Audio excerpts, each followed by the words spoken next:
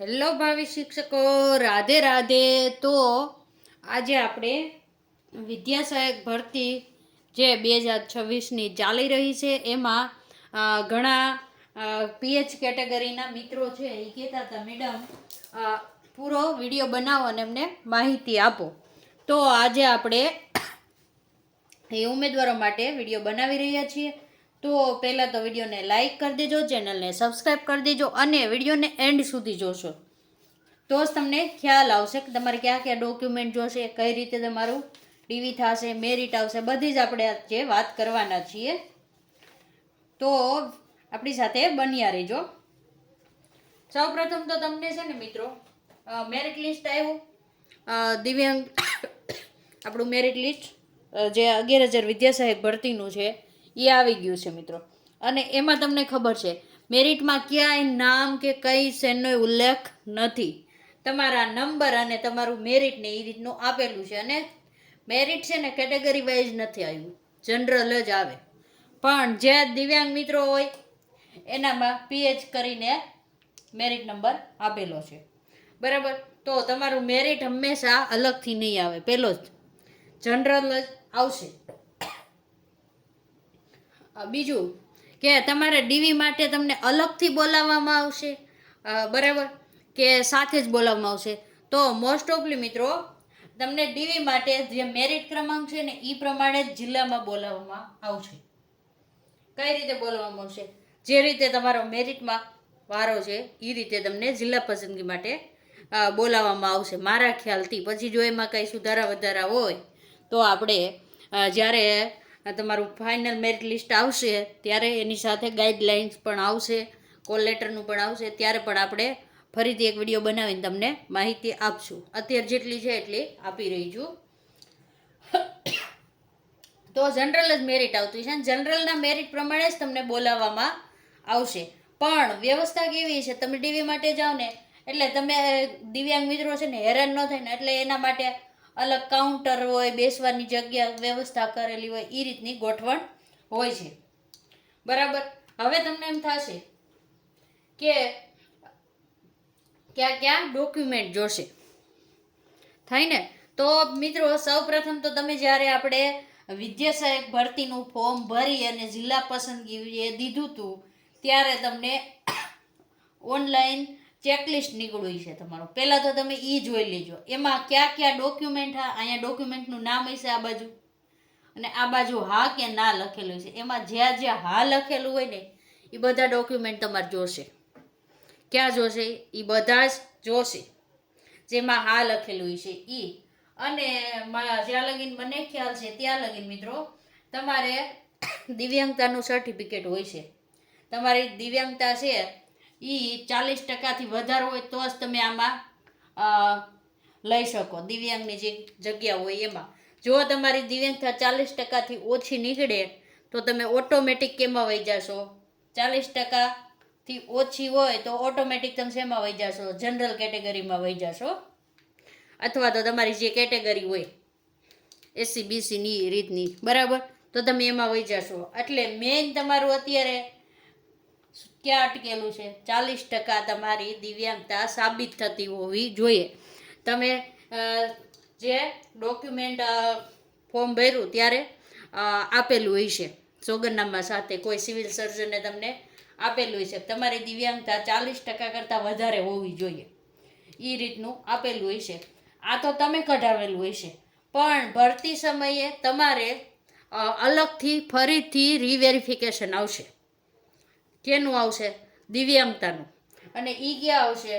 કાં તો તમારે સિવિલ હોસ્પિટલ અમદાવાદમાં આવશે. ક્યાં આવશે? મોસ્ટ ઓફલી તો બધાને ત્યાં આવતું હોય છે, અમદાવાદ સિવિલ હોસ્પિટલમાં. જો આ દિવ્યાંગ લોકોને અલગથી એક પ્રોસેસ વધશે, બરાબર, કે આ દિવ્યાંગતાનું સિવિલ હોસ્પિટલ અમદાવાદ,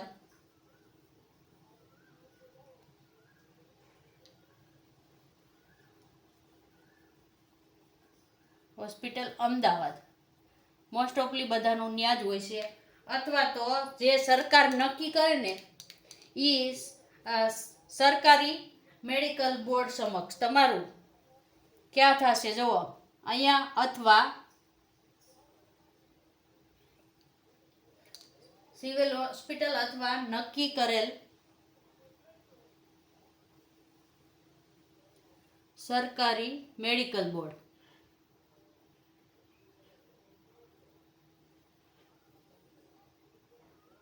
સમક્ષ કેવું થશે?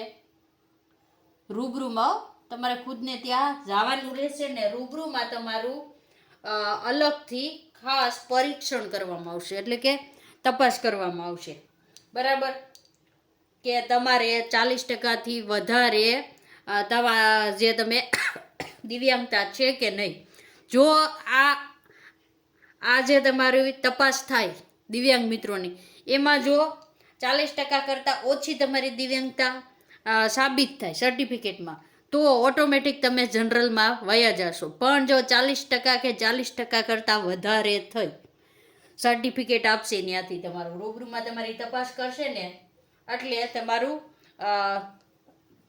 એનું સર્ટિફિકેટ આવશે, તમારું આપશે ત્યાંથી, એ તમારું ભરતીમાં માન્ય રહેશે. અને હવે તમને મિત્રો એમ થતું છે કે આ સિવિલ હોસ્પિટલમાં આપણને જે તપાસ માટે રૂબરૂમાં સરકાર તરફથી લઈ જશે, તો એનું શિડ્યુલ છે ને તમને એ જાહેર કરીને બોલાવવામાં આવશે. એ પણ આપણી વેબસાઇટ ઉપર આવશે, જે આપણી અત્યારે જે ભરતી બોર્ડની છે, આપણે DPE-Gujarat.in ઉપર આપણે જે કરીએ છીએ એના ઉપર બધી જ માહિતી આવશે. એનું શિડ્યુલ, એની તારીખ, કયા સમયે હાજર થવું, બધું જ તમને આપશે. બરાબર, હવે તમને ખબર પડી ગઈ તમારા ડોક્યુમેન્ટ ક્યાં ક્યાં જોઈએ. ઈઝી તમે જાશો ને સિવિલ હોસ્પિટલમાં, એ સત્તાધિકારીઓ હોય એ તમને પ્રમાણપત્ર આપી દેશે. પછી જો સાબિત થતું હશે કે 40% કરતાં વધારે દિવ્યાંગતા છે, તો એ તમારે રાખવાનું છે પછી તમારી પાસે.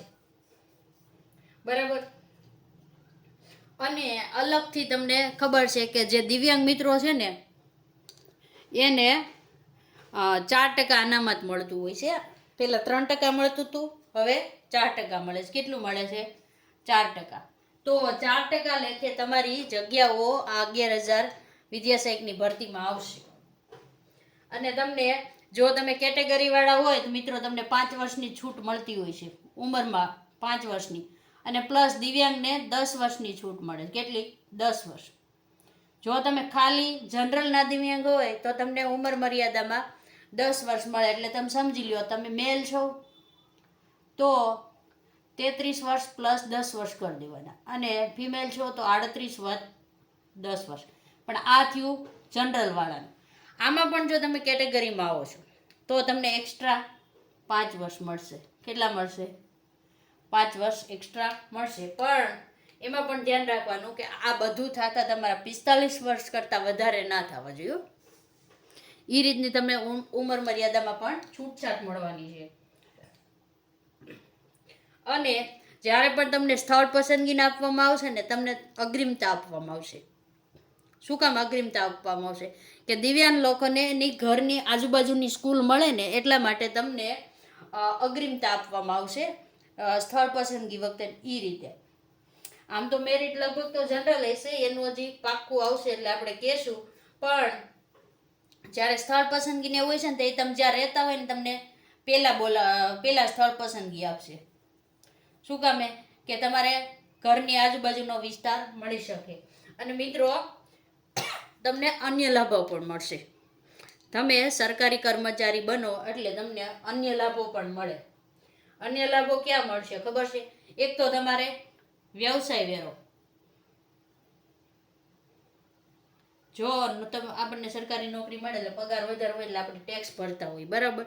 તો તમારે વ્યવસાય વેરો તમારે સંપૂર્ણ મુક્ત હોય છે. સંપૂર્ણ મુક્તિ આવશે વ્યવસાય વેરામાંથી, જે દિવ્યાંગ લોકો છે એને. અને તમે કોઈ ઓનલાઈન ફોર્મ ભરવાનું હોય, બદલીનું હોય, તો તમને ફી પણ નથી લેતા. ફી મુક્તિ આવશે. તમે દિવ્યાંગ છો અને ફોર્મ ભરતા હોય કોઈ પણ, તો તમને એમાં પણ છૂટછાટ મળતી હોય છે. બરાબર, અને પગાર ઉપરાંત તમને શું મળતું હોય છે? જો પગાર ઉપરાંત તમને વાહન ભાડું પણ મળતું હોય છે. વાહન ભાડું પણ મળે છે, એ જે નક્કી કરેલું હોય. તો હવે તમને છેલ્લે આપણે તમારે મેઇન જે ડોક્યુમેન્ટ જોશે, બરાબર? ડીવી માટે બોલાવે ત્યારે ડોક્યુમેન્ટમાં આપણે કહી દીધું હતું કે તમે જે ફોર્મ ભર્યું હોય ત્યારે જોઈ લેજો. પણ આમાં તમારે 2 ખાસ ડોક્યુમેન્ટ હોય છે મારી માહિતી પ્રમાણે, કે તમે જ્યારે ફોર્મ ભર્યું હોય ને ત્યારે તમે સિવિલ સર્જનનું જે સર્ટિફિકેટ હોય છે સહી સિક્કાવાળું,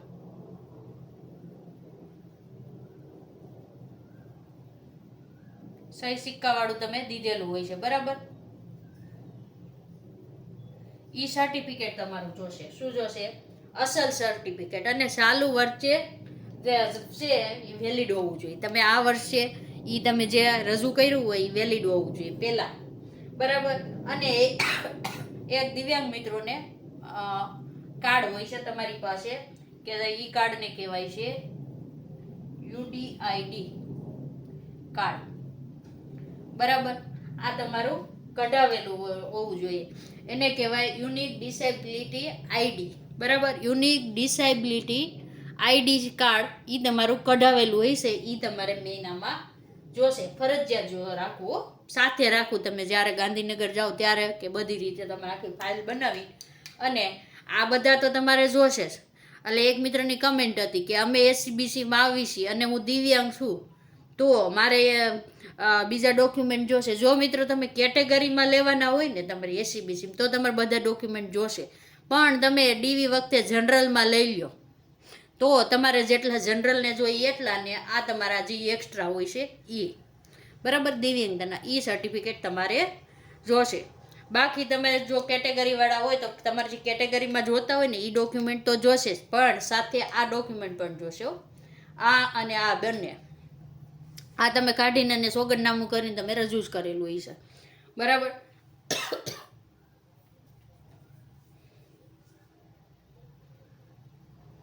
અને એ તમે સોગંદનામું મારા ખ્યાલથી રજૂ પણ કરેલું હોય છે, ને સોગંદનામું ના હોય તો કરાવી લેવું. અને તમારું મેઇન તો સિવિલ હોસ્પિટલમાં જાશો એટલે થશે જ તમારી ભરતીમાં, એટલે એ તમારું મેઇન ગણાશે ને એને પછી સાચવીને રાખજો, બરાબર.